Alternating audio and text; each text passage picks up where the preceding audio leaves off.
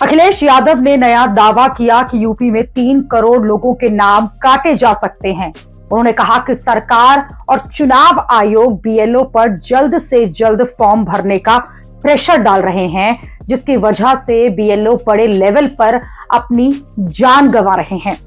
अखिलेश ने कहा कि गोंडा में यादव कम्युनिटी के एक टीचर और फतेहपुर में कोयरी कम्युनिटी के एक टीचर की मौत हो गई। टीचर की शादी होने वाली थी और बड़े पैमाने पर बीएलओस की जान गई है। अखिलेश यादव ने बीएलओस को लेकर कहा कि सरकार उन पर जल्द से जल्द फॉर्म भरने का प्रेशर डाल रही है। इसका मतलब है कि यूपी में 3 करोड़ वोट काटेंगे। अखिलेश ने आरोप लगाया कि बीजेपी और इलेक्शन कमीशन एक है। अखिलेश ने आरोप लगाया कि बीजेपी ने दिखावे के तौर पर संविधान दिवस मनाया, लेकिन संविधान को सबसे ज्यादा नुकसान उन्हीं ने पहुंचाया। बाबा साहब भीमराव अंबेडकर का दिया सबसे बड़ा अधिकार वोट खतरे में लगता है, क्योंकि बीजेपी अलग अलग बहानों से लाखों लोगों को उनके जो वोट देने का अधिकार है उसे ही छीन रही है।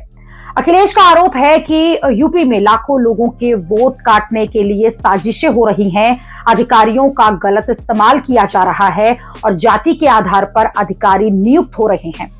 अखिलेश पहले ही ये आरोप लगा चुके हैं कि 2024 के लोकसभा चुनाव में जिन विधानसभा सीटों पर समाजवादी पार्टी और इंडी का गठबंधन जीता है, वहां पर बीजेपी और उसके अधिकारी वोटर लिस्ट के गहन निरीक्षण के बहाने हर विधानसभा सीट में 50,000 वोट काटने की साजिश कर रहे हैं। अखिलेश ने कहा कि जो यूपी में हो रहा है वही बंगाल में हो रहा है। यूपी और बंगाल दोनों ही राज्य सबसे ज्यादा इस वक्त टारगेट पर हैं। सपा प्रमुख ने आरोप लगाया कि चुनाव आयोग बिना किसी तैयारी के एसआईआर करा रहा है, बीएलओ को ट्रेनिंग नहीं दी गई है और गणना फॉर्म भरने में तमाम तरह की समस्याएं आ रही हैं। इसी दबाव की वजह से नोएडा में एक महिला टीचर ने नौकरी से इस्तीफा दे दिया।